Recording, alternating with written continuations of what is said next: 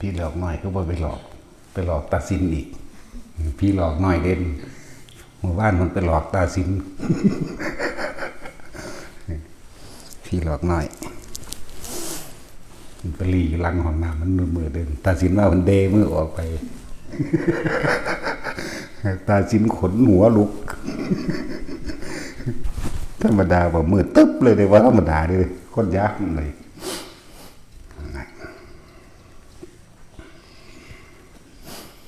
มืออื่นกะโกนหัวพวกสิบวชโกนหัวซะบวชวันที่11/2ไปจะเป็นมาใหม่ก็มีบ่3ติเอา3สั่น3สั่นเอาท่องได้ละบ่ล่ะผู้สาวมือเป็นว่าได้เอา3สั่นมืออื่นบวชอีก3โกนหัวมืออื่นนั่นแหละใครจะเป็นส่งเสริมไผสิจาคะสาระออกเพื่อจะคล้องเองนั่นแหละสาระออกก็เดินเพื่อผู้อื่นหรอกรักษาพุทธศาสนาโดยศาสนาบุคคลกระทำเพื่อตนเองแล้วมันทำเพื่อผู้อื่นหรอกแต่ของสาระออกนั่นใดจะคล้องก็ได้สิ่งนั้นละไปเป็นสั้นให้ท่านโดยความบริสุทธิ์ใจให้ท่านโดยบ่หวังผลสิ่งใดตอบแทนสิ่งนั้นจะเป็นของเราสิ่งนั้นที่อยู่กับเราเองแต่ว่าถ้าให้ด้วยหวังสิ่งใดตอบแทนหวังอยากร่ำอยากรวยอยากอายุยืนจากสิ่งนั้นจะไม่อยู่กับเราอะไร ต่างกันอยู่เด้เดี๋ยวมันนี้สิแก่อันความสงสัยต่างๆของผู้ปฏิบัติธรรมเริ่มตั้งพื้นฐานมั่นเพิ่นละบางคนเป็นอย่างเวลามาทำวัดหรือไหว้พระหาวเอาสวสันตอนอยู่ปกติกับบ่หาวเข้าใจว่าล่ะตอนอยู่ปกติกับบ่หาวบ่ง่วงบ่มีอาการขนลุกขนพองบ่มีอาการนิ่มนวลบนหัวหรือหน้าผากบางคนอุณหภูมิเกิดขึ้นเองแต่ว่าบ่รู้คือหยังเข้าใจว่าล่ะบางคนขนขี้ลูกวือว่าเขาถ้าไปปรึกษากับคนที่บ่เคยฝึกหัดปฏิบัติธรรมก็ว่านั่นแหละมึงสิเป็นบาดิจะไปเฮ็ดเด้นั่นน่ะมีบ่เขาว่าทำแตกไปเด้มันสิมีความเข้าใจเป็นทางเลี้ยวไหลทันทีโลดพวกนี้นั่นแหละจังว่าฟังเราไปคลี่คลายปัญหาตัวเองบางคนตอนที่ทำวัดอยู่นี่หาวเอาสวสันยั่งก็บ่อยู่หาวจงสั่นปล่อยมันหาวโลดบางคนก็ขนลุกอยู่วือก็ปล่อยมันขนลุกโลดบางคนก็อุณหภูมิเกิดเองเข้าใจว่าล่ะน่วงอยู่หน้าผากเป็นหยังก็เป็นตึงเป็นหยังก็เป็นคือหน้าตึงคือให้ไตในหน้ากูท้อนี่นะก็ปล่อยมันโลดนั่นแหละคำว่าสมาธิกับแมนคำว่าทรงฌานเจริญฌานด้วยปะธรรมฌานกับแมนความคิดของเฮาจิตของเฮาตอนนั้นมันตั้งมั่นแล้วเพราะว่าเฮาบ่ไปคิดถึงความอยากได้อยากดีอยากมีอยากเป็นเฮาบ่ไปคิดถึงบุคคลนั้นสัตว์นั้นสิ่งของนั้นความคิดของเฮานี่จออยู่กับการทำวัดนี่พูดถึงทำวัดหรือเพียงแค่เฮาสิสวดมนต์เฉพาะตนของเฮาเองในการไหว้พระเป็นใช่ว่ามันเพ่งอยู่ในฌานเป็นเอกะแปลว่าหนึ่งคตาจิตคตารมณ์จิตตั้งมั่นมีอารมณ์ที่เป็นหนึ่งอุเบกขาเกิดขึ้นอาการปิติต่างๆเลยเกิดขึ้นเด้ออย่าไปฟังผู้บ่เคยปฏิบัติเดี๋ยวมันสิจินตนาการไปยืนยันไปตัดสินโดยความเห็นของเจ้าของเองโดยตัวผู้นั้นก็บ่เคยเป็นแต่ว่าเว้าขึ้นมาสารพัดในแนวว่าดีนั่นแหละในแนวเฮ็ดให้เฮาย่านนั่นแหละ เมื่อจิตมันตั้งมั่นแล้วเป็นเอกคตา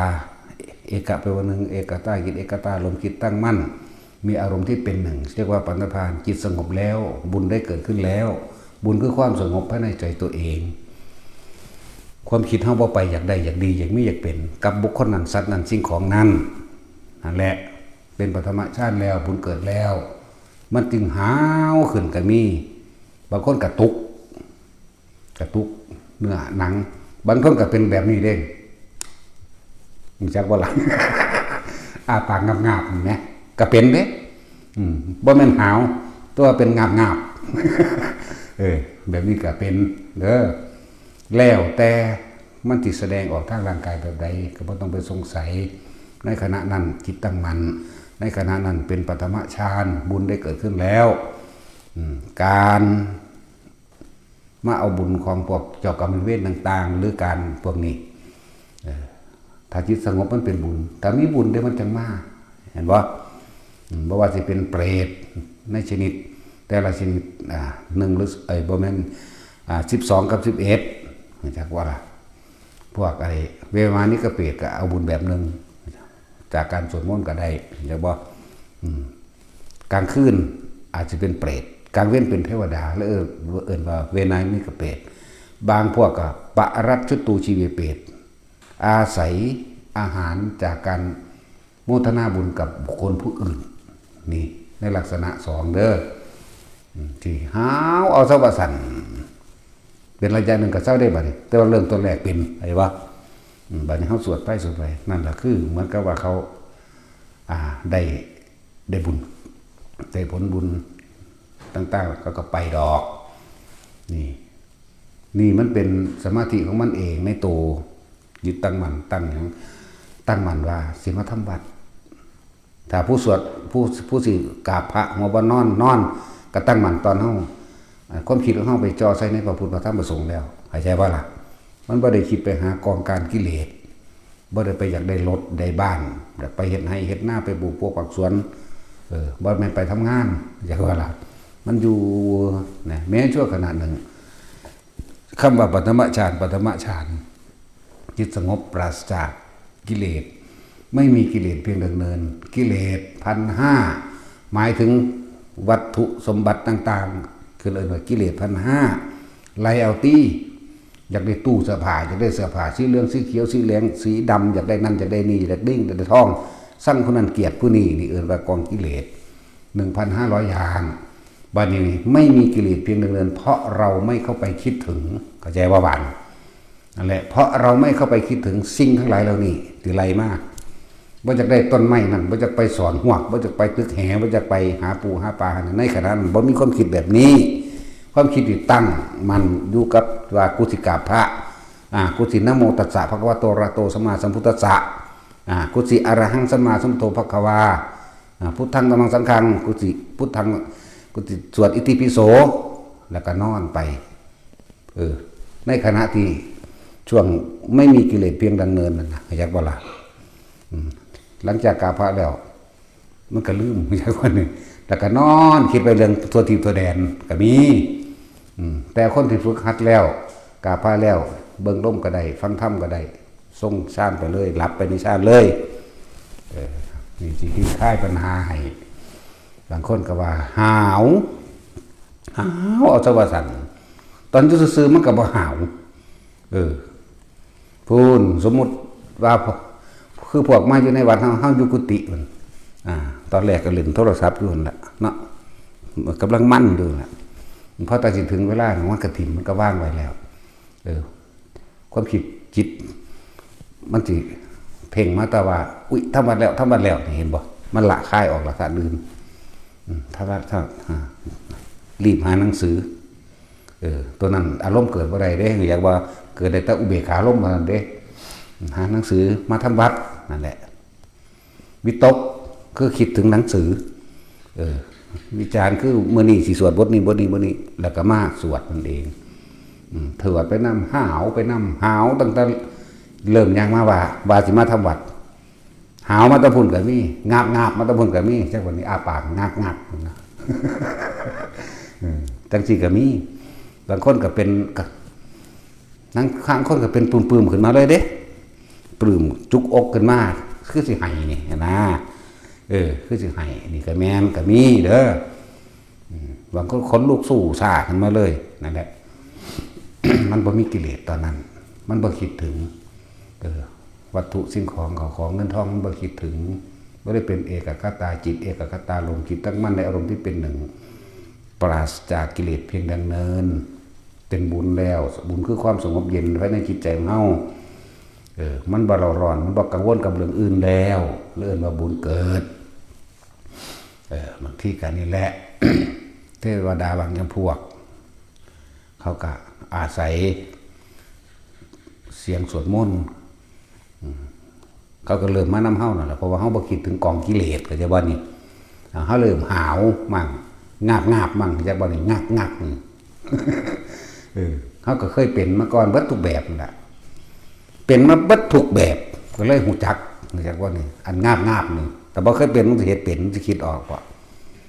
แต่ก่อนเรายังบ่คิดออกเลยอันงาบนี่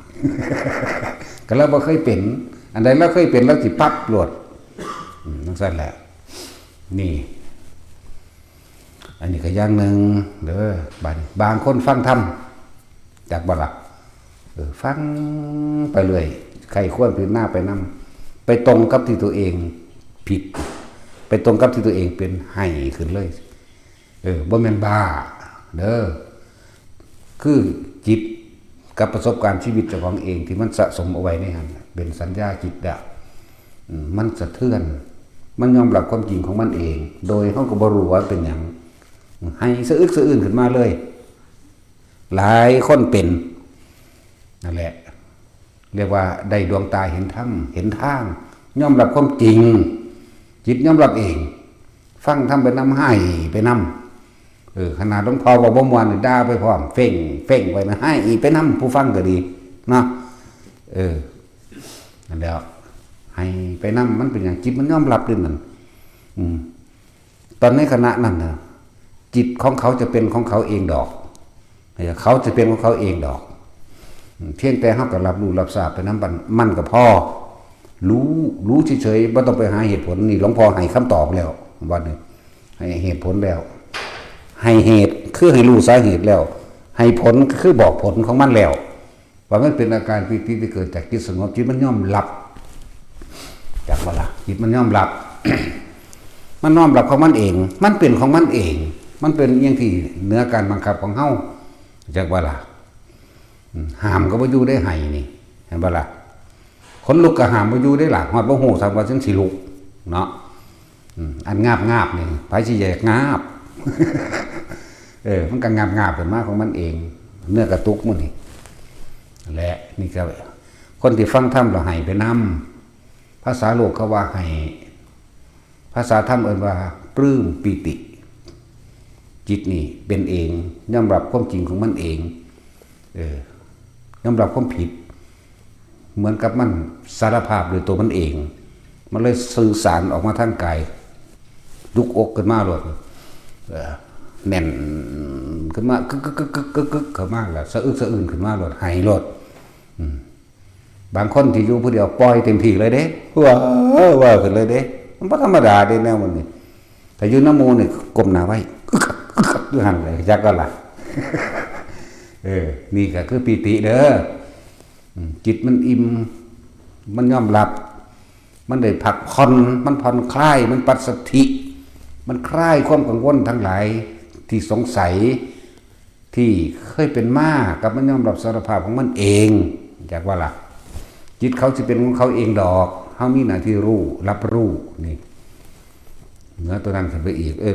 เลยบอกคำว่ารู้เด้อนี่ก็อย่างหนึ่งนี่คลายความสงสัยพอทุกคนปฏิบัติธรรมผ่านสิ่งเหล่านี้เด้แต่ว่ายาก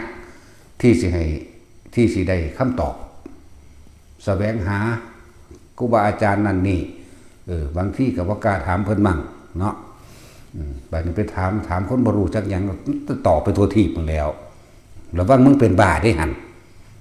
เขาว่าคนปฏิบัติธรรมทำแตกได้หันไปเด้จะไปถามอันนี้ต้องสั่นมาถามเลยบ้าพี่คือเฮ้านี่มากูเป็นเบิดทุกอย่างกูตอบไปเบิดแล้วนะนั่นแหละนี่ก็แบบนึงมันเป็นหนังคือเป็นสันได้บอกเหตุผลว่าวิตกจิตมันหูเฮาได้ยินได้ฟังเสียงธรรมวิตกคือคิดใครควรและพิจารณาไปตามอยากบอกพอไปถึงจุดที่เจ้าของเป็นจุดที่เจ้าของมีความผิดจิตผ่อนคลายออก สารภาพตามความจริงได้จุกอกขึ้นมาทันทีเลยสะอื้นขึ้นมาตะผีสะดือพุ่นกึกขึ้นมาจุกข้อเข้ามาแล้วให้ได้บัดนี้และแต่อยู่น้ำมูหลายๆก็อึกอยู่หันแต่บ่ต้องหามมันดอกเพราะว่าหามมันเดี๋ยวมันก็บ่อยู่ปล่อยให้มันสงบเต็มที่อย่าหามบ่ต้องอยากอายคนดอกพอเฮาอยู่ในสถานที่นี้เขารู้กันดีทุกคนแล้วบางคนบัดนี้บ่เข้าใจว่านั่นคือชาญบ่คือเขาเจ้าตั้งใจมาแล้วตั้งใจมาตั้งว่านมื้ออื่นกูสิไปหาหลวงพ่อกูสิไปกราบหลวงพ่อให้ได้นั่นวิตกเพิ่นสิอยู่บ่น้อ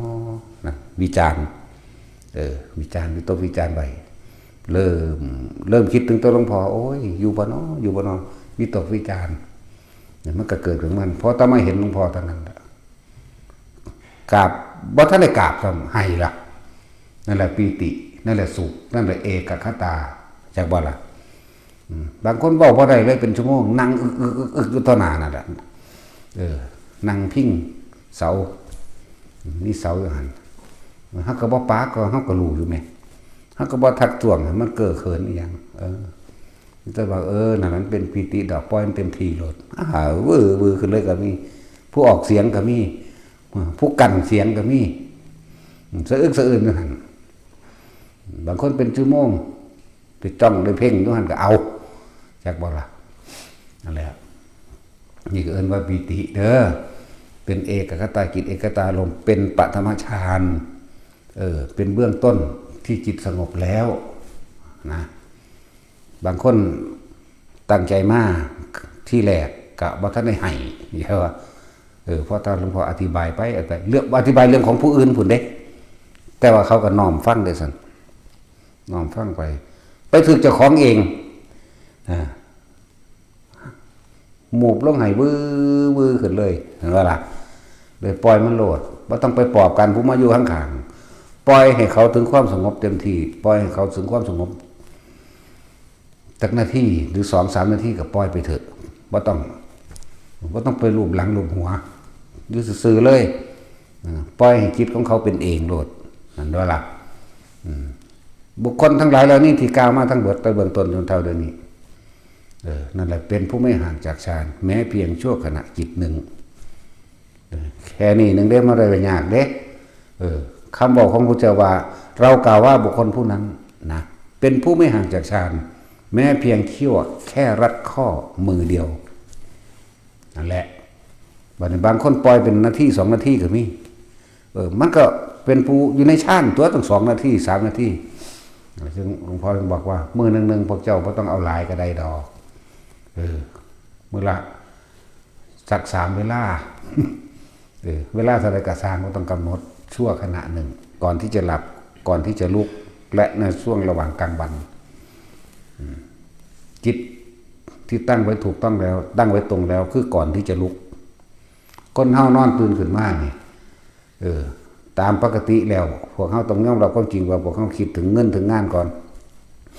คิดถึงสิ่งที่จะไปก่อนที่ตั้งไว้เมื่อวานนี้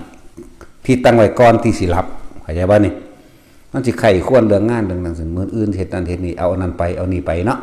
มันสิไปทำงานนั่นน่ะนี่ตื่นมาปั๊บมันก็ต่อของเก่ามันเลย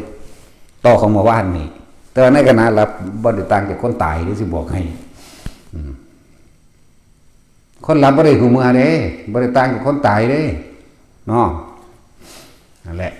จิตให้ตั้งตรงเอาไว้บัดนี้รีบเข้ามาในฌานซะก่อนคนที่ฝึกเอาตัวบ่เป็นก็ฝึกให้มันเป็นตัวมันบ่เหนือความสามารถของมนุษย์ดอกนาเนาะฝึกซะก่อนบ่แม่นสิเฮ็ดบ่ได้เฮ็ดไปซะก่อนเฮ็ดบ่ได้แล้วมึงอยากได้แต่บ่เฮ็ดเนาะเข้าใจบ่พระเจ้าคอนเฮ็ดบ่ได้แล้วมึงอยากได้แต่บ่เฮ็ดเอาไปนั่นแหละฝึกเลิ่นว่าจิตแรกคือความคิดแรกที่เฮาตั้งไว้เป็นติ๊กที่ปราศจากกิเลสที่เฮาดูลมหายใจเขาออกแล้วจับจุดหน้าลมได้แม้ขณะที่นอนอยู่แล้วก็บางคนก็ติดพิธีเด้อติดพิธีติดรูปแบบรูปลักษณะติดท่าทางนอนสวดมนต์กับยานบาป นอนฟังธรรมกับยานบาปนี่เห็นบ่ล่ะแต่ว่าตอนนอนคิดสั่งอีหานั่นบักหานี่มันคือบ่ยานเนาะแม่นบ่ล่ะเข้าห้องน้ำสิภาวนาพุทโธกับยานบาปว่าบ่เคารพเนาะทั้งสั้นแล้วอันตอนอยู่หน้าวัดหน้าพระพุทธรูปแท้ๆสู้สั่งผู้นั้นสู้เว้าพื้นกันสู้คือบ่ยานเนาะ นั่นแล้วที่จริงแล้วนะกิเลสความโกรธความเกลียดความพอใจและบ่พอใจเกิดขึ้นจากจิตของเฮาเองเกิดขึ้นจากสัญญาที่เฮานึกถึงปรุงแต่งขึ้นไปเองกิเลสเกิดที่ใจบุญก็เกิดที่ใจคือกันอย่าไปติดพิธีมันนะแต่คิดเบื้องตามความเป็นจริงนั่นแหละเว้ยมันอยู่ในวัดแท้ๆมันก็ยังสั่งมันเว้าพื้นกันเนาะ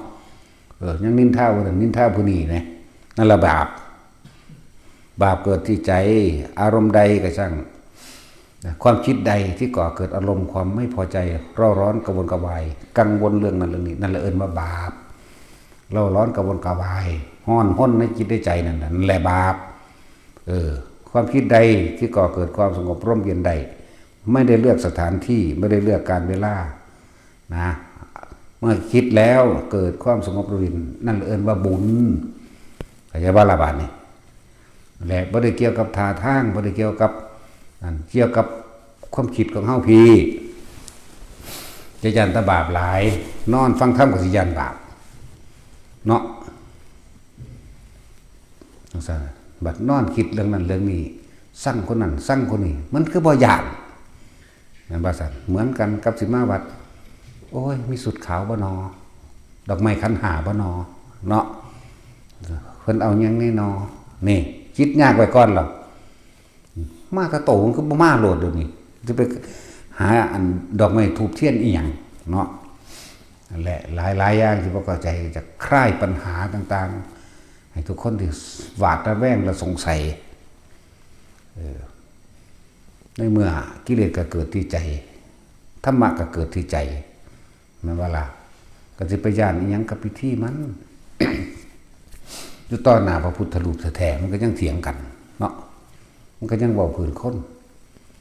ต่อหน้าสงฆ์องค์เจ้าแท้ๆก็ยังเถียงกันก็ยังเว้าพื้นคนนั่นแล้วแม่นบ่ล่ะบาดนี้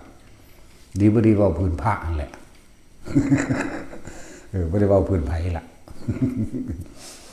นั่นแหละนอนฟังธรรมสุตตมยปัญญาคนที่นอนฟังธรรมมันหลับไปจิตมันผ่อนคลายดิมันเข้าใจมันลึกซึ้งบางครั้งกับย่อมหลับกับมันมีปิติเกิดกับมีฟังไปเมื่อมันผ่อนมันคลายแล้วเข้าฌาน2คนที่สิหลับก็หลับในฌาน2ล่ะอยากว่ามันบ่คิดอยากบ่บัดนี่มันบ่คิดตอนฌานที่1น่ะนอนฟังธรรมใครควรไปตามเพิ่นเนาะใครควรไปตามบทธรรมนั้นมันเข้าใจมันปัสสัทธิมันสงบลงมันบ่คิดตัดลับซ้ำจากบ่ล่ะแต่ตายในหันพรหมโลกอย่างเดียวเข้าใจบ่นี่แต่ตายในขณะที่เฮาหลับในขณะนั้นไปพรหมโลกเลยไปต่อเอาข้างบนก็ได้เข้าใจบ่ล่ะไปต่อเอาโสดาสกิทาคาอนาคาได้ทั้งหมดเข้าใจบ่นั่นแหละดีบ่ดีมันไปเลยนิพพานของตัวจากบ่มันว่างจากบ่นั่นแล้วนอนฟังธรรมได้เปรียบเด้อไปเถอะบ่ต้องว่าย่านบาปนอนสวดมนต์บางที่ก็บ่แม่นบางที่เฮาก็บ่มีคลื่นสัญญาณไปอาจจะไปอยู่ป่าอยู่เขาอาจจะอยู่หม้องใดที่บ่มีแนวฟังนั่นแหละเนาะก็สวดเอาสวดไปมัน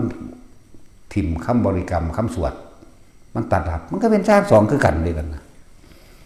วิตกคือคำสวดเนี่ยเอานี่พุทธนังกิวิตสันนสกาเกรกิอันตรายโยบทนี้จบแล้วก็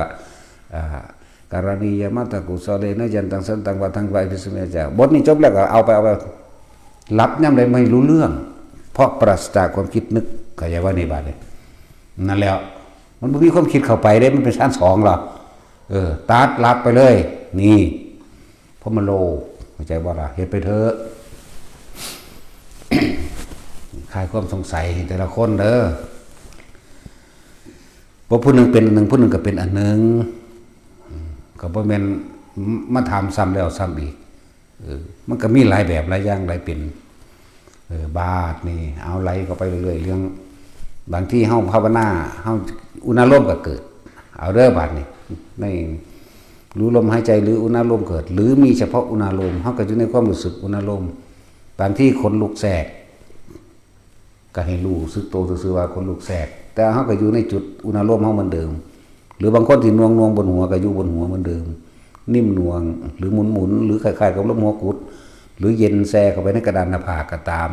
คนลูกแทรกก็รู้คนลูกแทรกบ่ต้องเฮ็ดหยังให้เฮารู้กับมันซื่อๆรู้โดยรู้สึกร่างกายแบบนี้ก็เป็นปิติรู้โดยทั้งในว่าคือความรู้มันนั่นแหละคือรู้นั่นแหละบางที่บัดนี้บางกำพวกก็คล้ายๆกับเสียน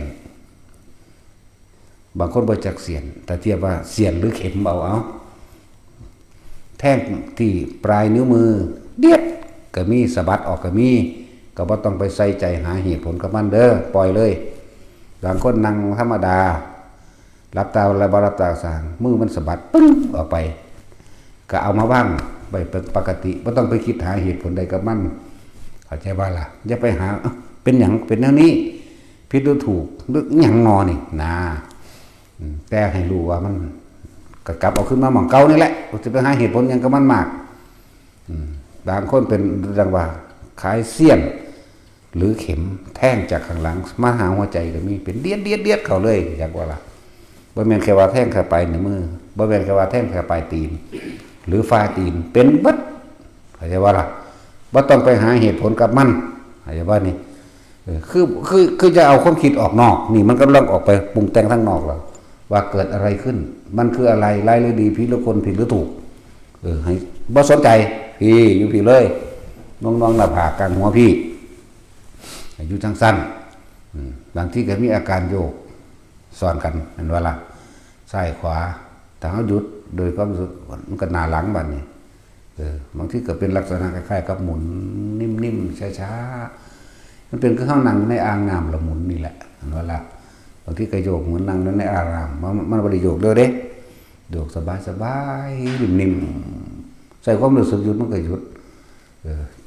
ที่จริงปิติทุกอย่างมีอยู่ในนี่มีอยู่แล้วเพียงแต่ว่าเฮาปล่อยให้มันเป็นไปตามมันก็เป็นได้บ่ได้เฮ็ดเอาแต่ว่ามันเกิดขึ้นของมันจริงอยู่แล้วแต่เฮาหยุดมันไว้ซื่อๆเบิดทุกปิติในนี่พูดถึงหลวงพ่อเองเป็นแบบนี้อยู่ตลอดแต่ว่าเฮามีสติควบคุมได้แล้วเข้าใจบ่นี่ควบคุมได้แล้วแต่ปล่อยมันโยกไปเลยแล้วแต่ปล่อยมันหมุนก็หมุนไปเลยแล้วเฮาบ่ปล่อยแล้วอยากก็ล่ะนั่นแหละควบคุมคือเฮาอยู่ในลักษณะการทรงฌานตลอด1 2 3 3 2 1บางเข้าก็สู่อัปปนาฌานเลยว่างไปเบิดจากสิ่งที่มีอยู่เนี่ยแหละบาดเฮาสิบ่รับรู้เฮาก็บ่รับรู้บาดเฮาสิออกมาเฮาก็ออกมาทรง1 2 3เป็นเสียส่วนมากตัวซีก็ใส่เป็นบางโอกาสบางเวลานะ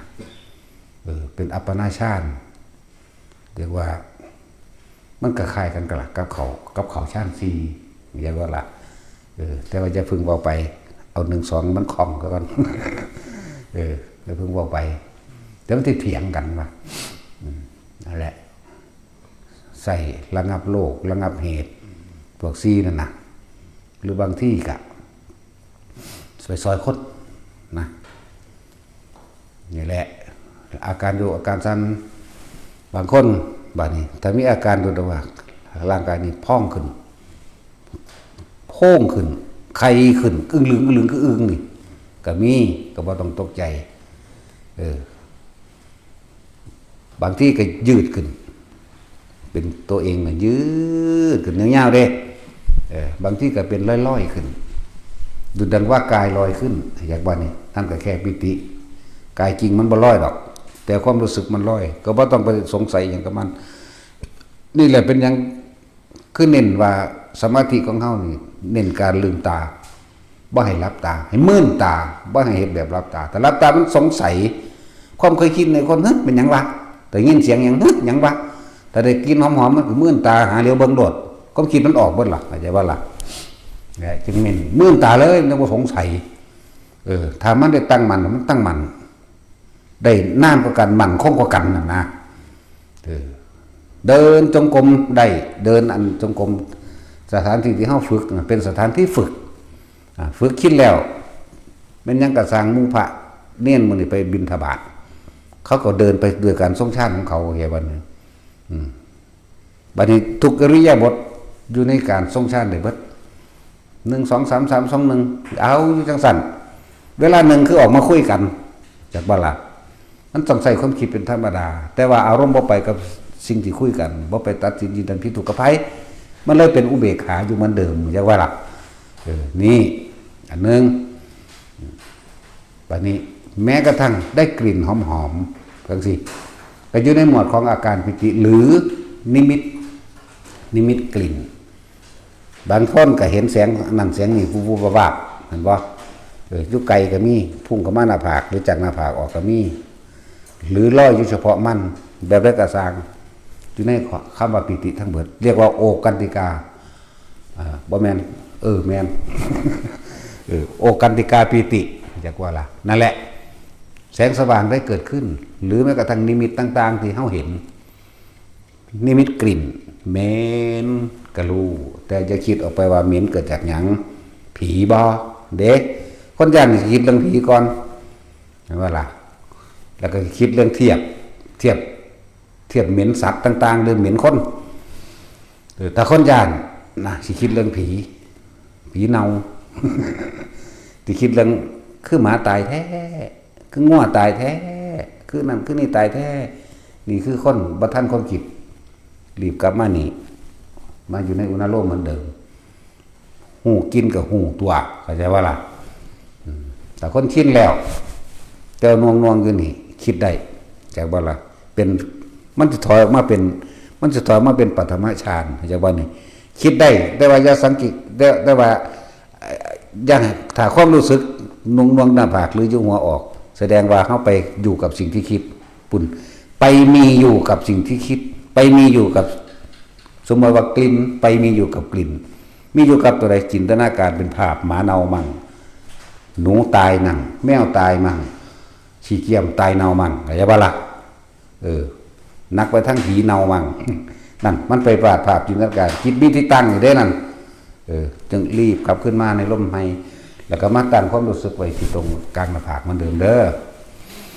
นั่นแหละ ว่าจะเห็นหยังก็ตามกลิ่นใดก็ช่างถ้าคิดได้แต่ว่าอย่าให้ความรู้สึกออกจากกายนุ่มนวลอยู่หน้าผากนี่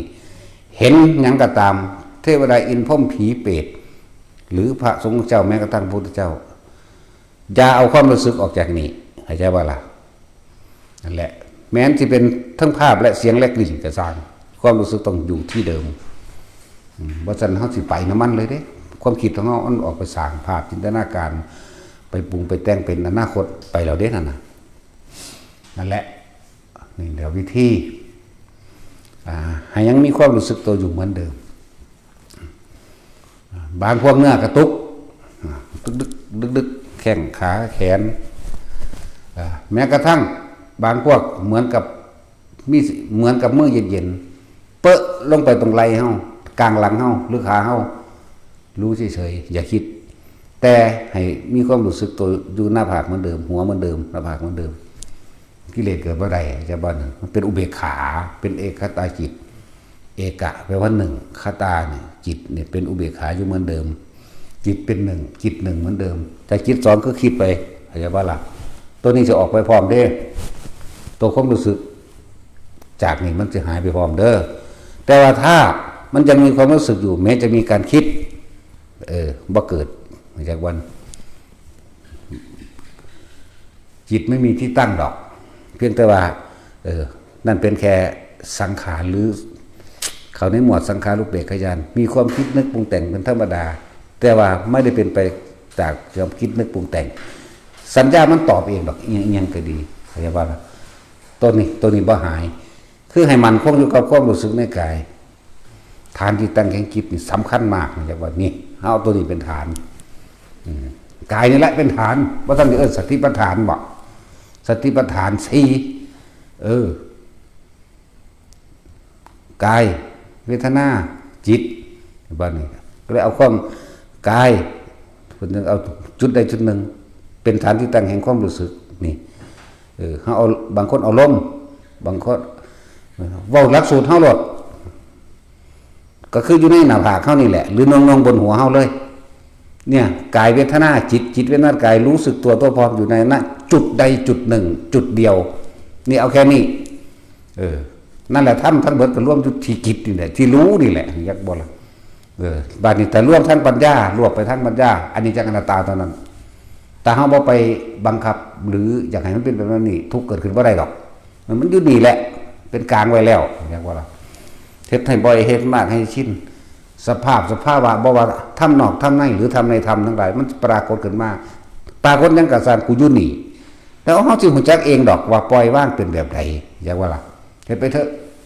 เดี๋ยวมื้อนี้สิอยากคลายความสงสัยต่างๆที่มีนั่นมีนี่เห็นนั่นเห็นนี่หรือความรู้สึกที่มันเกิดขึ้นในตัวเองอย่าออกจากความรู้สึกเดียวเป็นพ่อ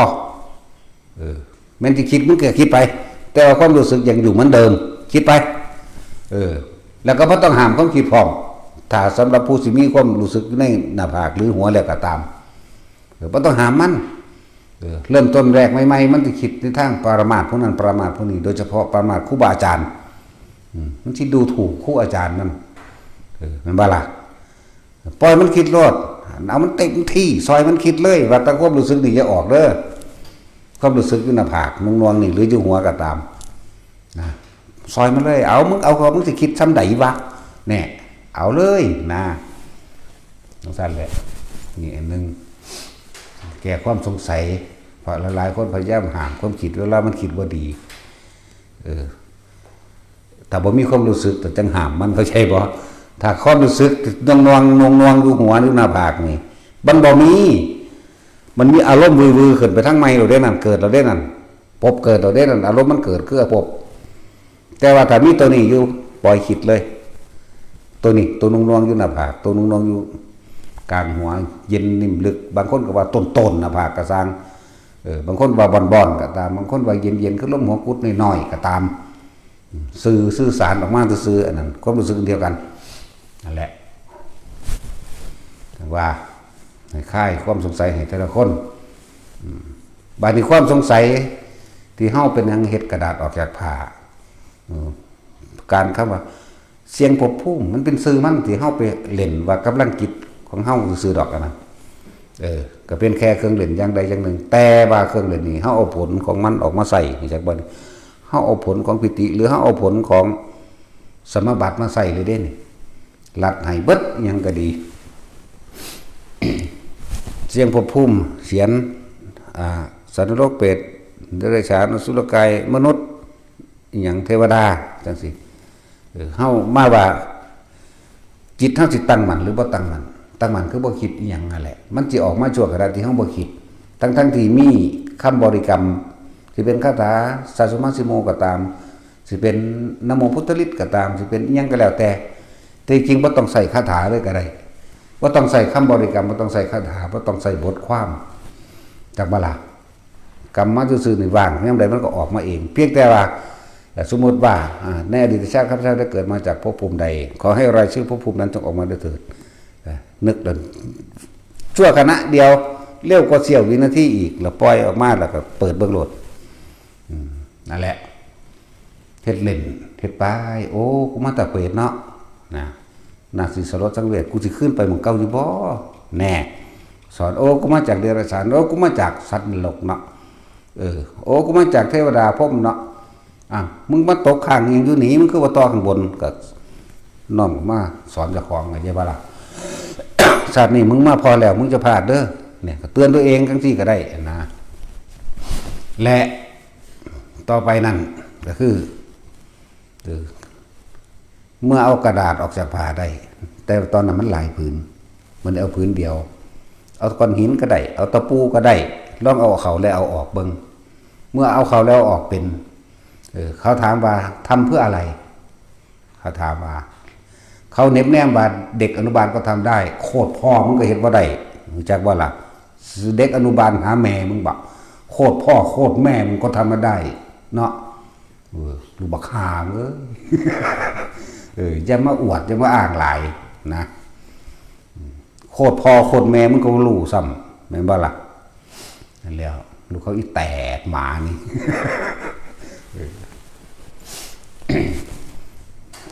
คนมันมีของที่ดีก็นั่นไกลก็นั่นถ้าเขาฝึกเขาเล่นไปเรื่อยเอาของเข้าก็ได้ในกระดาษที่เขาพัน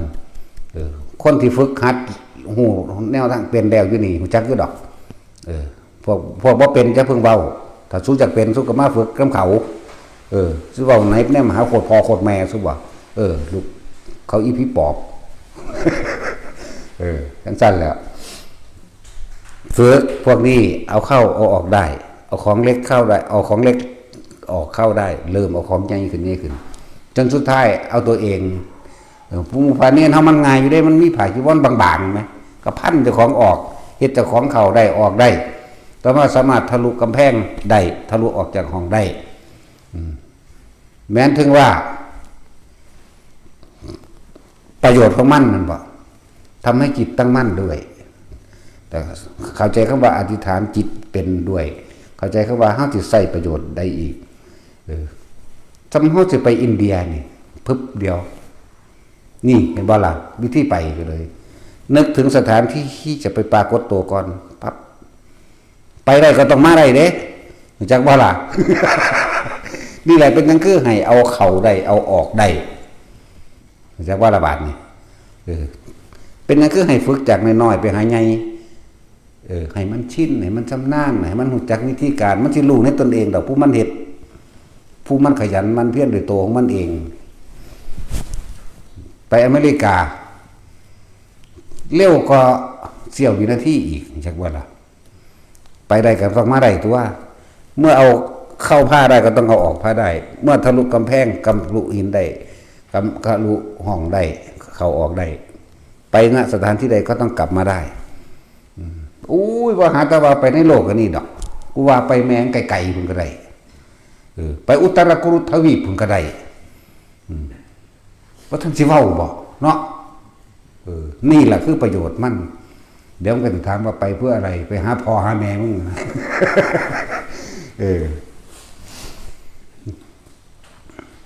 มันมีประโยชน์ตั้งหลายอย่างนี่ได้ประโยชน์เอานำมาบอกให้ฟังอยู่นี่พิสูจน์ความจริงทั้งหลายที่พระพุทธเจ้าเฮาแสดงธรรมอย่างใบตรัสถึงสิ่งใดเอาไว้เฮานำพิสูจน์ได้เบิดเฮ็ดน้ำเพิ่นนั่นแหละเพิ่นว่าเอ้ามนุษย์ต่างโลกมันบ่เวลามนุษย์ต่างดาวของเฮาเด้มนุษย์ต่างโลก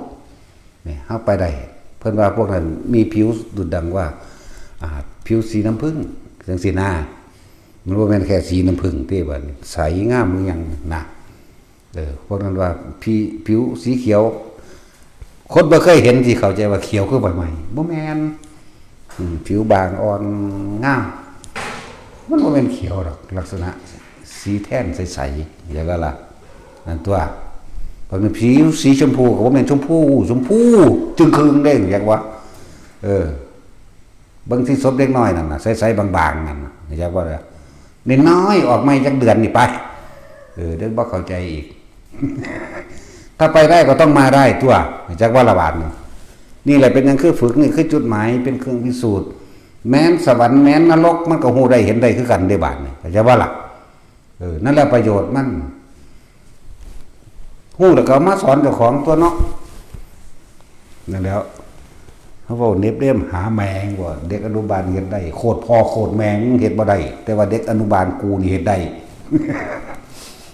นั่นแล้วมันสามารถไปในที่ต่างๆได้อย่างรวดเร็วพระโมคคัลลา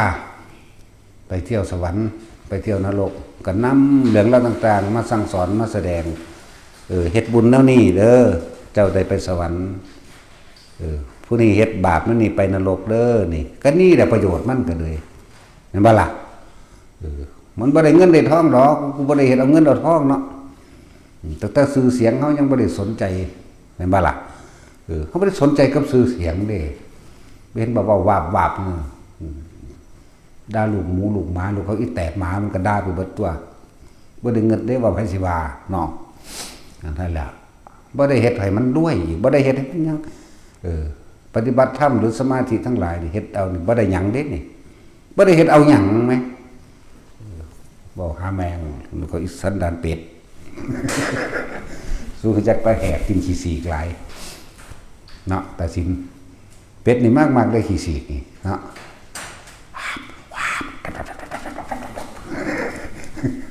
อีหลีได้แล้วแหบขี้สีกพวกตำพวกกินของตำสูคือบ่ฮู้จักสะสมเอาแต่เนี่ยมันสูงเนี่ยมันดีเนี่ยมันสบายใจแน่แต่เขาจะเว้าอีหยังขึ้น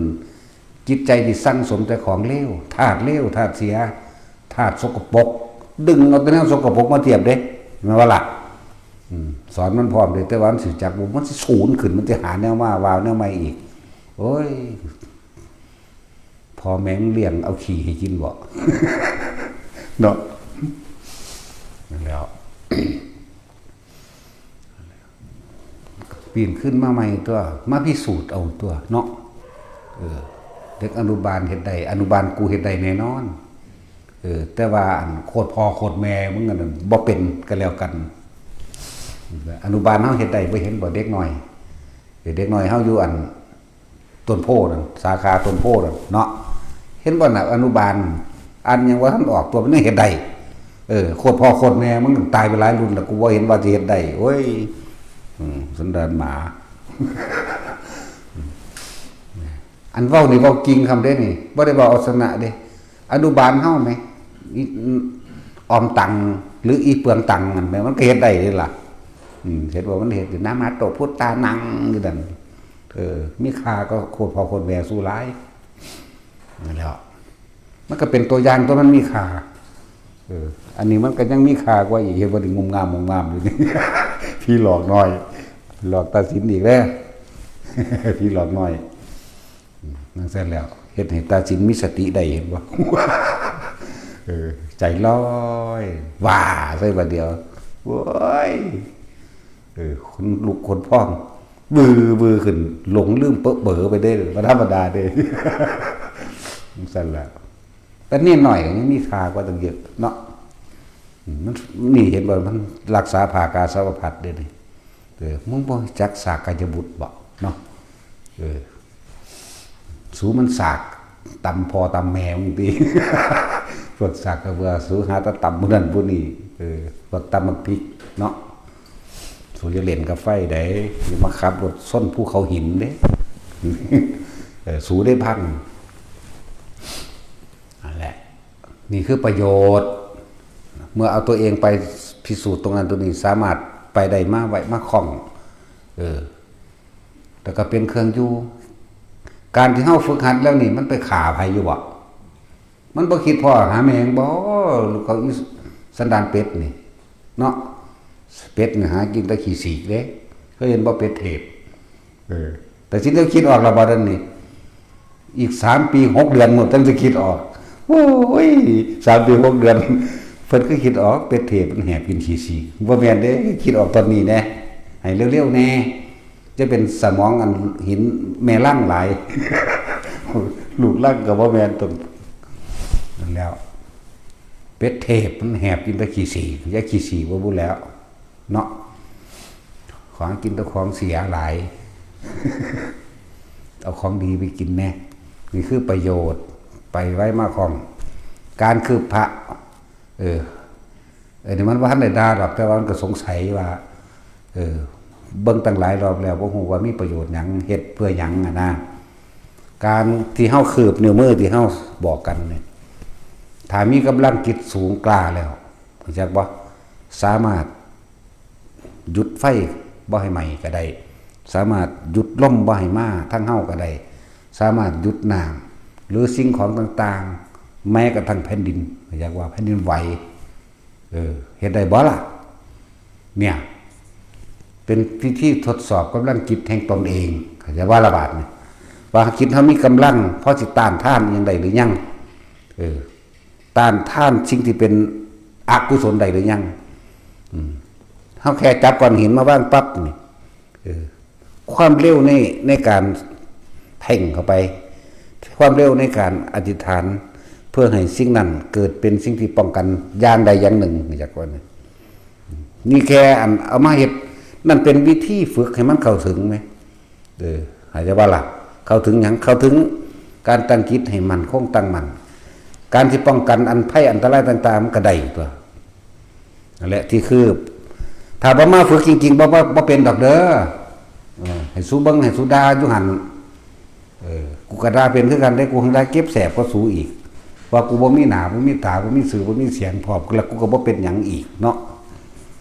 แล้วแต่เด้กูบ่มีศีลเด้ธรรมกูบ่มีพร้อม กูบ่มีศีลกูบ่มีธรรมแล้วกูก็บ่เป็นหยังอีกกูก็บ่เป็นกูอีก แล้วถ้าสูสิให้เป็นเนาะนั่นแหละที่เป็นหยังคือให้คือแบบนั้นแบบนี้ถ้าจิตมีกำลังแล้วเฮาสามารถที่หยุดสิ่งใดสิ่งหนึ่งได้โดยแค่การนึกแต่คำว่านึกบ่แม่นคิดเอาเด้ใส่ความรู้สึกปึ๊กก็ไปเลยได้เด้จักบ่ล่ะแผ่นดินสิถล่มใส่วิธีนึกถอดเข้าถึงความรู้สึกในความว่าสิเมตตากรุณามุทิตาเข้าไปพร้อมเด้แนวมื้อนี้จักว่าที่เฮาสิบ่ให้แผ่นดินถล่มบางหันบางนี้ต้องฝึกอย่างใหญ่เด้บ่แม่นเว้าเอาน้อยๆเด้นั่นแหละตัวพายุสิเข้าประเทศไทยเฮาในช่วงนั้นในพันจักเดือนว่าตัดสินพายุมันสิเข้ามันกำลังเข้ามาเอาเหาะทั้งได้เห็นเฮาใส่ความรู้สึกนึกให้มันไปอันพวกบ่มีศีลธรรมซะมันก็ยังไปมั้ยพูนไปท่วมทุกพวกนั้นไปฝนตกทุกคนถึงแม้ว่าเฮาสิมีนิดหน่อยผลข้างเคียงขี้มูกย่อยจักน้อยในมือเดียวนั่นแหละเป็นหวัดจักว่าล่ะก็มีอยู่ผลข้างเคียงแต่ว่าเฮาบ่ให้มันเป็นอันตรายกับคนมีศีลธรรมนั่นแหละจังว่าประเทศใดที่มีพระอริยเจ้าหรือผู้ทรงฌานประเทศนั้นนี่พ้นจากภัยอันตรายหลายอย่างนั่นแหละเป็นหยังคือสมควรรักษาพุทธศาสนาไว้เป็นเครื่องอยู่คู่ประเทศพระสงฆ์เราจักเป็นผู้ปกป้องโลกเพราะหลังจากนี้เราตถาคตได้เข้าสู่อนุปาทิเสสนิพพานแล้วต่อไปในการภายภาคหน้าหมู่เราพระสงฆ์เราจักเป็นผู้ปกป้องโลกเข้าใจบ่ล่ะนี่แหละความโชคดีหรือความมีบุญที่ทำบุญในพุทธศาสนาก็ว่าไปเข้าใจบ่ล่ะน้ำที่ท่วมกรุงเทพเมื่อกี้นี่นึกปัดไปหม่องมันบ่ดีพุ่นจากว่ามันก็ไปได้ล่ะนั่นแหละมีประโยชน์มหาศาลห่วยหม่องใดคนเลวก็ไปหม่องมันเลวทั่วเนาะก็สิมันมาทำลายคนมีบุญนิดหยังแม่นบ่ล่ะการปกป้องคนดีอยู่หม่องหันหม่องนี้เฮาก็ใส่วิธีนึกไปมันก็ไปตัวทั้งบ่แม่นคิดเอาเด้จะคิดว่าคิดเอาเด้อันว่านึกนี่เป็นความรู้สึกที่ตั้งมั่นดีแล้วปัดไปเลยก็ไปแล้วเปิดเผยแมงเราไปยังอยู่นี่เนาะคุณสะออนหาโคตรพ่อโคตรแม่มึงบอกเนาะคุยพระอันนี้ปากจัดเธอไว้เรียนเนาะกูไม่ได้เป็นพระเด้คุยจนปากจัดนะบักฮานี่ก็แล้วแต่สูสิวาเด้กูใครสูดากูเต็มที่เด้เชิญตามสบาย เอาเลยแต่กูยังด่าสู้เต็มที่เนาะสู้กับด่ากูเต็มที่ลองเบิ่งหน่อยเลยเฮ้ยนั่นแหละนึกไปสั่นก็ได้ บาดนี้สมมุติเขามีเกิดสงครามกันมากัมมันตรังสีของนิวเคลียร์มาโดยล่มมันบ่เฮาสามารถกำหนดนี่ให้มันไปทั้งไม่ได้ถ้าบ่ให้ไปถูกไปเลยกำหนดขึ้นข้างบนแยกบ่ล่ะกำหนดยกย่อหรือใส่ดันมันขึ้นไปทั้งฟ้าไปทั้งอวกาศก็ได้ตัวเนาะเดี๋ยวสิเว้าเรื่องใหญ่เกินโตอีกคุยภาษาสำนีเรื่องโลกนี่อยู่ในกำมือนี่ก็ได้ปั๊บอยู่พูนหมื่นโลกธาตุหรือแสนโกฏจักรวาลถ้าเฮาขึ้นไปอยู่ในหันมันก็ยังน้อยๆนึงเด้ล่ะจักรวาลมันมียิ่งกว่านั้นเข้าไปอีกได้บัดนี้จักว่าล่ะมันบ่แม่นแค่นี้ได้พุทธศาสตร์นี่หนทางของผู้รู้มันบ่แม่นแค่เฮามาศึกษาอยู่ในตู้พระไตรปิฎกนี่เด้แล้วมันบ่แม่นแค่นั่งสมาธิอย่างนั้นผิดอย่างนี้ถูกเด้มันเลยยิ่งไปกว่านั้นอีกโ โอ้ยลูกเขาอีหาเรื่องสั้นแล้วธรรมะที่พระพุทธเจ้านำมาสอนนี่แค่เศษดินที่ปลายเล็บหรือใบไม้ในกำมือหนึ่งเด้ที่จริงมันมีมากกว่านั้นอีกเด้เพิ่นบ่นำมาเหมาะสมกับแค่สติปัญญาของมนุษย์ที่พ่อก็ทำได้ทั้งสั้นแล้วพ่อก็ทำได้คือเอาตัวเองรอดไปสักคนซะนะละนี่ก็นี่แค่เบาหน่อยๆส่วนเดียวนึงเด่นแค่3 วิชานึงเด่นที่เบาให้ฟังนี่รู้จักบ่18อย่างมันได้ดีของเพิ่นมีเขาจะบ่ล่ะสั่นตัวตั้งแต่วิชาในมนุษย์ที่ว่าสูงสุดแล้วสัตตุศาสตร์นี่สัตตุศาสตร์16วิชาเรื่องแต่ปานนั้นยังบ่ได้เศษเจียวของเพิ่นเด้นี่จะว่าล่ะแต่ว่าอนาบรญาณของพระเจ้า18ศาสตร์จักว่าล่ะนั่นแล้วในเฮาได้เฮาเว้ามา2 อัน 3 อันนึงได้นี่ยิ่งกว่านั้นอีกแต่ว่าคุณงามหรือพระพุทธเจ้าเฮาสร้างแบบใดไปปรากฏโตขึ้นแต่ละโลกออกมานี่เพื่อเสคนนำมาเกิดในโลกมนุษย์เพราะในโลกมนุษย์ในชมพูทวีปโลกนี้มีพุทธศาสนาเกิดมีธรรมะเกิดมีหนทางพ้นออกจากการเวียนว่ายตายเกิดได้อันอื่นๆมันเกิดเหมือนกันแล้วก็ตายแต่ว่าไม่มีแก่ไม่มีเจ็บไม่มีป่วยเข้าใจบ่เกิดกับตายเลยสวรรค์สัญจาตุมหรือดาวดึงก็ตามเขาอุบัติขึ้นเลยเข้าใจบ่โอปาติกะคืออุบัติขึ้นเลยใหญ่เลยสวรรค์นรกก็ใหญ่เลยเหมือนกันเดี๋ยวสิเว้าเรื่องสวรรค์ก่อนใหญ่ขึ้นมาเลยในสวรรค์แต่ว่าเวลาตายนั่น7 มื้อมนุษย์มันก็ข้าวเดียวเขานึงเด้จากว่าล่ะเกิดแต่ว่าไม่แก่ไม่เจ็บแต่ตายเลยจากว่านี่จุติหรืออุบัติลงสู่นรกเลยแต่จะเป็นนรกไปตกนรกก็ดีเปรตกับเปรตเลยเดรัจฉานกับเข้าสู่ได้ใครได้ขั้นยังก็ว่าไปเห็นบ่ล่ะแบบนั้นบัดนี้ในอมรโคยานันทวีปเกิดแต่ก็เลี้ยงกับของใหญ่ขึ้นมาอยู่อาหารก็มีอาหารของมันต่างหากแล้วก็เหมือนกับคน20 ปีตลอดตายกับตายในเหมือน20 ปีเกิดแล้วไม่แก่ไม่เจ็บแต่ตายก็เวียนอยู่จังซั่นมันทุกข์หม่องใดทุกข์ตอนตายจากกันจากว่าล่ะทุกข์อยู่แต่ว่าในระหว่างท่ามกลางนี่จากไปหาตายนี่มันบ่เป็นอนิจจังจากว่าล่ะมันเลยบ่ทุกข์เห็นบ่แต่ว่าอนิจจังอนัตตาตรงตอนตายนำนี่นะนี่เพิ่นก็เลยต้องแยกภาคออกกระจายพระองค์เอง ของอะไรที่มันแปลกคนเฮามันสิสะดุดบ่Amazing สะดุดรู้สึกว่าตึงตาตึงคิดเด้พวกเขาเนี่ยก็เคยมาจากดาวอื่นคือกันเกิดจากโลกมนุษย์นี่ชมพูทวีปโลกนี่ไปเกิดที่อุตระมั่งอมรโคยานะมั่งปุเพวิเทหะมั่งเวียนว่ายตายเกิดมาอยู่นี่กับโลกทั้ง4อันนี้มันพอแห้งแล้วเด้สมัยพระเจ้าวิชิตาวิจักรพรรดินั่นนำคนแต่ละทวีปมาเกิดในโลกมนุษย์สมัยมีพระพุทธเจ้าก็เลยจักบ่ล่ะนั่นแหละนำคนมาเกิดเพื่อสิล่อให้พระพุทธเจ้าตรัสรู้คนพวกนี้เลยได้ยินได้ฟังธรรมบางพวกก็อรหันต์ไปเลยเนี่ยแล้วเพื่อสิล่อพระพุทธเจ้าตรัสรู้ถ้าสิพูดจริงๆแล้วนั่นน่ะ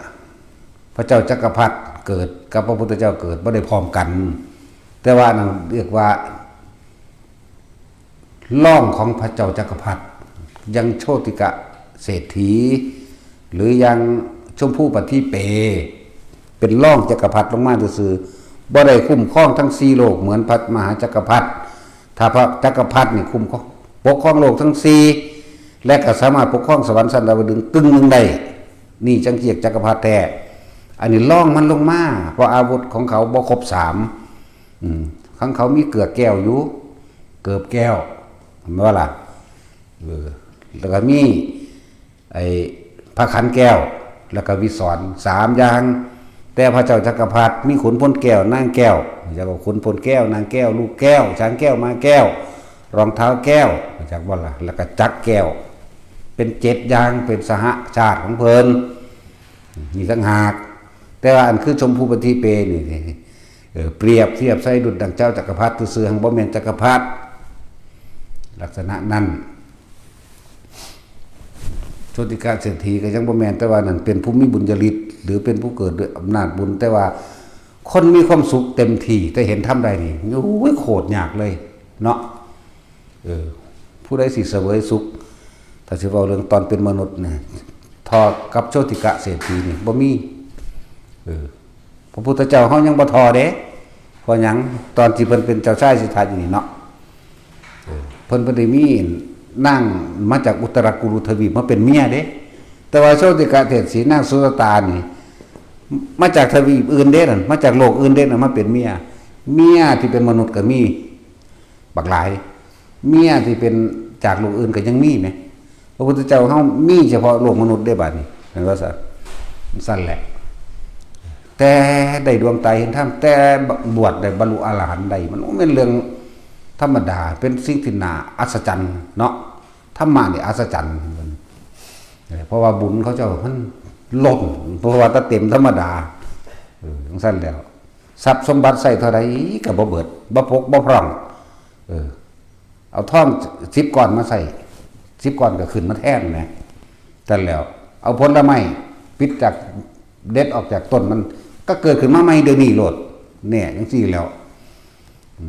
ของเฮานี่โอ้ยส่วนจะเกิดได้ย่อยจอยสิตายแล้วสิตายอีก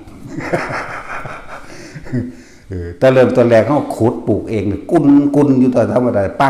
งอยู่ต้นแข็งดินก็เลยน้ำก็หายากย่อยจอยจะล่มอีหวึงนะหาบหดต้นไม้ธรรมดาบ่ถางปลาถางไม้ไผ่ถางหนามจะล่มกับทั้งถางทั้งไห่ไปทั้งก้นนี่ธรรมดาบ่พวกมะไลกับมะไลเพราะพวกมะไลนั่นแหละพอดีตัวเป็นบันไดให้กูเหยียบเข้าใจว่าล่ะเฮาบ่ได้ปรารถนาได้ว่าสิบ่มีม่านมาขัดขวางกูหังมักตอนนี้มันบ่ค่อยมีบ่ได้กูออกหาเอาเองนอนตัดสินมันบ่มีปานใดหลายกูออกหาเอาเองกูเป็นม่านเองอยากหยังซั่นแหละนั่นแหละมันเลยล่ามไปฮอดจังซี่บัดนี้คนก็มักๆเด้ถ้าเว้าจังซี่เนาะตัดสินถ้าว่าลมหายใจเข้ายาวก็รู้ออกยาวก็รู้งวกงากถ้าเอามองบ้านจริงๆแล้วงวกงาบ่ฟังเขาหรอกมีแต่สินอนอย่างเดียวกูนี่โอ้ยอย่าออกอย่างหรอกจักยามใดสิแล้วอยากหนีอยากเมื่อเนาะจะไปนอนบ่ได้ไปภาวนาเด้อยากไปนอนบางคนก็ไปเบิ่งซีรีส์บางคนก็ไปยังล่ะโทรศัพท์มาแหละบางคนก็คิดยากอยากใหญ่กุดไม่เพราะว่าอยู่หันมันบ่มีเน็ตเนาะอุ้ยธรรมดาเด้นั่นแล้วแม่นบ่สัตว์หลายอยู่เรื่องนั้นนั่นแหละเป็นยังให้ฝึกคืบแขนคือเพื่อหยังสากำลังจิตเท่าตั้งมั่นดีแล้วมันมีพลังจิตตานุภาพไปแล้วมันสามารถป้องกันภัยได้หลายๆอย่างอย่างว่านี่บ่ได้เว้าเล่นกูเฮ็ดมาบ่แห้งหลายเทื่อก็เด้จักว่าล่ะและหลายๆอย่างที่เฮานำออกมาใส่สมาธิรักษาโลกนี่เอาอาการปิติออกมาใส่เพื่อประโยชน์นี่โลกนี้ใส่แบบนี้ความรู้สึกแบบนี้นั่นแหละถ้าบ่มาฝึกมันบ่เป็นดอกจะฟังซื่อๆท่าทายให้เข้ามาพิสูจน์เอาเองด้วยตัวเองตัวเฮ็ดเป็นหรือบ่เป็นก็ขึ้นอยู่กับของเด้แต่ว่าเจ้าของบ่เป็นผู้อื่นก็สิบ่เป็นบ่ว่าล่ะคนอยู่นี่ก็เป็นบักหลายแล้วแหมแม่สัตว์ถ้าผู้สอนบ่เป็นมันจะเอาหยังมาสอนเด้อนี่แม่ว่าล่ะเว้าแม่งเปิดเผยลงไปหยังงึดแม่งหยังเนาะตัดสินนั่นแล้วแต่ผู้สอนบ่เป็นบ่ฮู้บ่เห็นมันจะเอาหยังมาเว้าก็เอาความจริงตัวมาเว้าให้ฟังนั่นแล้วก็ สอนแนะบอกให้เฮ็ดแบบนี้แบบนี้มันสิเป็นแบบนี้เฮ็ดแบบนี้มันสิเป็นแบบนี้เฮาก็บอกได้ปานนั้นตัวแต่ของเฮ็ดเป็นหรือว่าเป็นโอ้ยถ้ามันถอดให้ได้บ่มาฮอดพี่ดอกไตแมงขึ้นนิพพานเบิดแล้วล่ะ เนาะแต่สินตีนกวาดขึ้นเบิดแล้วล่ะปานนี้แต่ว่าใส่บุญได้ขี้เดียดเนาะ บ่อยากให้มันสูนตีนว่ะ พุ่นแล้วแต่มันเฮ็ดได้มันเฮ็ดพอแห้งแล้วเด้มันบ่มานั่งบาปๆอยู่นี่เด้แล้วฝึกเป็นนั่นคือให้คืบนั่นคืบนี่พากันเบิ่งซื่อมาพิสูจน์เอาตัวเบิดชีวิตหลายชาติแล้วสู้เคยพอว่าแนวมื้อนี้เนาะแล้วอาการเฮ็ดให้คอแขนสั่นเฮ็ดให้กายโยกหรือต่างๆที่ปรากฏแม้กระทั่งเห็นฮอดความผิดเจ้าของเคยเฮ็ดมาหรือเจ้ากรรมนายเวรคุยกับเสือโลกได้เป็นตัวแม่นบ่ล่ะแล้วก็มาฝึกเอาตัวผู้เขาเป็นอยู่แล้วเขาก็สละตัวเองเพื่อสิบอกสิสอนต่อด้วยเมตตาของเขาด้วยความเสียสละของเขาเห็นบ่ซั่นเขาบ่ได้เฮ็ดเอาเพื่อเอาเป็นหยังได้หยังเด้อยู่นี่นั่นแหละจังว่าแม้นผู้พระบวชเข้ามานี่ถ้าคิดว่าสิบวชเข้ามาหาเงินมารวยอย่ามาเด้อย่ามาบ่ได้ให้ผู้ใดจับเงินและทองมีหลวงพ่อจับผู้เดียวอยากว่าล่ะเอาผู้เดียวเลยบ่ให้ไผ เนาะจังซั่นแล้วแต่คิดว่าสิบวชเข้ามาเพื่อสิได้รับซองได้รับเงินอย่ามาอยู่นี่บ่มีก็แล้วกันงานนิมนต์ก็บ่ไปมั้ยแม่นบ่ล่ะบ่ได้แค่ไผอีกนั่นแล้วใหญ่บ่ได้ก็สร้างบ่ไปขี้ข้านเนาะแต่สิจักสิไปเอาหยังจักสิไปหาเอาหยังจักสิไม่ไปเป็นหยังเว้ยอยู่นี่สังหารกิเลสอย่างเดียวฆ่ากิเลสอย่างเดียวจักบ่ทีนี้มีอันเดียวเท่านั้นที่พาเฮ็ดอยู่เด้อนี่มาฮอดน่ะบ่ต้องเฮ็ดเวียกงานหยังดอกเดินจงกรมส่องๆหั่นโอ้ยขี้มูกย่อยขี้มูกยางเดินจงกรมบ่เฮ็ดหยังก็ได้ไปเบิ่งยามใดอ่านหนังสือประวัติพุทธเจ้าอยู่พระไตรปิฎกเล่มนั้นเล่มนี้ฟังธรรมหลวงพ่อหลวงปู่องค์นั้นองค์นี้เดินจงกรมไว้ทำสมาธิไว้นอนแต่แข้งอยู่ไว้เอาเลยเฮ็ดจนตายพุ่นแม่นบ่ล่ะอันนี้ไปยามใดเว้าพื้นกันงอๆอยู่ หางเดินก็ไปส่วนกันเอาใดดีเฮาโอ้ยไก่ย่างยังตลาดขายบ่ดีว่ะเปลี่ยนใหม่เนาะเอาไก่ย่างวิเชียร อีกคนนึงว่าโอ้บักฮุงหลวงพ่อก็หลายเด้ มันก็ขายบักตำบักฮุงเนาะนั่นแล้วสิไปขายไสดีนอนว่ะพุ่นหน้าเขาสวนกวาง คือคุยกันหาสะแตกเหมือนกันเนาะสิขอหลวงพ่อเป็นทุนไปขายตำบักหุ่งก็บ่ได้ก็สิเว้าตรงๆก็ได้แต่ก็เลยว่าอ้อมๆผมจะเมื่อบ้านอาจารย์ค่ารถหลายว่าสัก 20,000 ซั่นบักหาเอ้ยว่าบ่ฮู้ด้วยว่าเขาว่ามึงสิไปขายตำบักหุ่งแล้วเบิ่งหน้ามันก็บ่เป็นตากินหรอกแม่เป็นตาคืนเป็นบักหุ่งมีพิษตำก็เลยเนาะเป็นตาใส่ตาปลาแดกกลางๆฝอยๆแม่คืนพร้อมเป็นแม่งบงขนแม่งบงหานนี่มัน ใส่แล้วตาซ่าอยู่นี่ละแต่เราอยู่ใส่ละบักหานั่นดำๆแหล่ๆดอกสีผิวมันก็บ่พองพันคือหมู่เด้จังเป็นได้เป็นสงะมันก็เสียเส้นมาเติบนึงอยู่ดอกเนาะตามท่านบอกเขาเราพี่น้องเขาก็สั่งเขายันมันหนีเราไปจากท่านแล้วโปเตอร์ไปเตะเนาะคู่ขากันกับหลวงพี่ไส้ตัวเดินไปขายไก่ย่างตลาดเน็บทั้งหลังแล่นขึ้นรถกันแล่นไปบลอดตีกลับมาใหม่เห็นบ่ล่ะสั่นแล้วบัดนี้เปลี่ยนใหม่อยู่เนี่ยเอาสูตรใหม่ก็ยังวิเชียรสูตรย่างแซ่บสุกใส่ตะไคร้หลายๆมันกระเทียมพร้อมใส่ใบกะเพราหลายๆน้ำตำโขกใส่กันมุนๆ แต่ก็ใส่ซอสใส่ปรุงให้มันนัวๆตัวสิใส่รสดีก็ใส่คั่นใส่กันจังไปย่างแซ่บเนาะแต่มาเรื่องไปสิไปบัดนี้ ไม่เฮ็ดได้กินกระแซ่บนี่ถ้าได้เฮ็ดแล้วเนาะอีห้องน้ำมันได้กินมันเลี่ยมันกัดเข้ากระดูกคนตัวอีห้องน้ำ หนึ่งไก่เนาะกินหัวกระดูกแม่งบ่ยำควบอยู่ควันหมายำปูหมูยำปลา ธรรมดาบ่สั่นแล้วแซ่บอีหลีเด้นี่นี่ให้สูตรพร้อมนะกินหนึ่งปลาก็เฮ็ดแบบนี้แหละหนึ่งไก่ก็เฮ็ดแบบนี้แหละจะไปตอนใหญ่เด้อครับพอดี เสร็จแล้วเอาไปเฮ็ดลองเบิ่งแซ่บอีหลี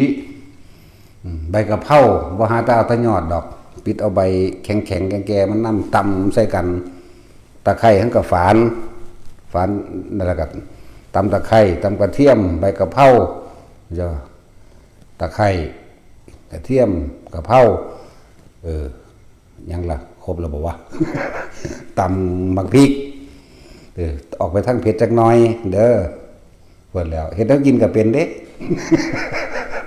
จังซั่นแล้วใส่บักพริกแน่ใส่ซอสแน่ซอสดำๆนั่นแหละจะไปใส่ซอสขาวจะไปใส่ซีอิ๊วใส่ซอสแม็กกี้แม่แม็กกี้นั่นน่ะ ใส่น้ำปลาน้ำในจักหน่อยหรือสิใส่รสดีแทนก็แล้วแต่คั่นใส่กันดีๆตัวบัดนี้ผู้ใดสิเฮ็ดไก่ย่างก็ย่างไปผู้สิเฮ็ดไก่นึ่งก็นึ่งไป บอกสูตรทุกบาใส่ไปบัดนี้แต่กูบ่ให้ทุนเด้